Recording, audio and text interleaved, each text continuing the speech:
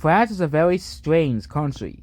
France is one of the most powerful countries in Europe, basically alongside the UK, Germany, and Russia, and maybe Turkey, but Turkey may be considered Asian instead of European. But France is basically one of the big people in Europe, basically because France is a lot of people, and also because France is a very, very important country culturally. Whether if you like France or not, France held an election and macaroni won the election. Why do we call it macaroni? Because it's funny. That's why. But doesn't really matter who won because the right wing won anyways. Why did the right wing win anyways? Well, that's because Macron was still pushed to the right. Over the past couple of months, Macron has been pushed culturally and politically to the right. Macron used to be seen as a left-wing hero, but even then, he is basically saying, I don't care about I just want France to be France again, which basically means that France is going back to the old ways. No, Macron won't be Napoleon 2.0, but Macron basically pushed the France back to a slightly more nationalist area, including revising the France flag to be looking like a France flag used in the Napoleon days. France completely banning hijabs at all, was pissed off the Muslim community as well in France, and doing a lot of other things as well. And Macron basically started to push that what used to be considered French far-right policies into the mainstream, which, yeah, there were a lot of people who were still angry over certain protests in France that happened years ago and COVID, but the other person still lost. And France is just a strange country at all. But basically, what does this mean? What does Macron reign again mean? There are two types of people who will spin this. One, oh, the globalists have still won. Or the French elections are rigged.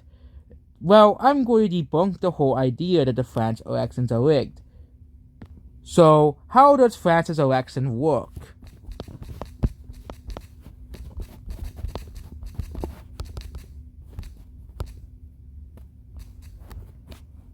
So how do elections in France work? So France people go to the polls, and though Canada goes that's basically how it is.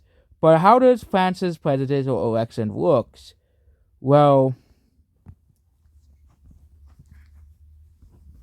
basically France uses an old school voting system. Basically, they don't really use machines at all in France. They basically just cast ballots in a vote. Basically. And they basically make the choices in the booth with the curtains closed and place the ballot in an envelope which puts it in a transparent ballot box. They must show poll identification inside a document extra name to complete the process. Basically, machine voting has been allowed on an experimental basis, but basically they have not used them for security concerns. And basically, only 60 towns still use the machine votings. And basically, they tried to get rid of they tried to introduce voting by procedure called electoral participation, but the Senate, led by a conservative majority, said no, we don't want that. So basically, they still vote the same way they have been voting for hundreds of years. There's also no mail-in voting as well, amid views of potential fraud, and basically they just vote the same way they have been voting for hundreds of years. So France elections have been voted, people in France have been voting the same way. They have been voting for basically since France has become a republic. Yeah, France has had like 5 republics in the history of France, which is a very, very complicated thing. But there was another reason why Le Pen lost. Well, Le Pen is kind of pro-Russia. Not in the way that the Democrats said Trump is pro-Russia. Trump basically wanted to have a diplomatic solution for Russia, and that's probably why there was no wars in Ukraine during Trump's presidency. Because Trump basically treated Russia just like any other country. Basically treated him anyway like any other country. And actually, if you really think about it, the current president of America is more pro-Russia than Trump is, basically just giving in to sometimes Russian demands because Biden is just a weak president. And when you have a weak president, you don't really have a strong country. And that's why Biden will probably lose in 2024.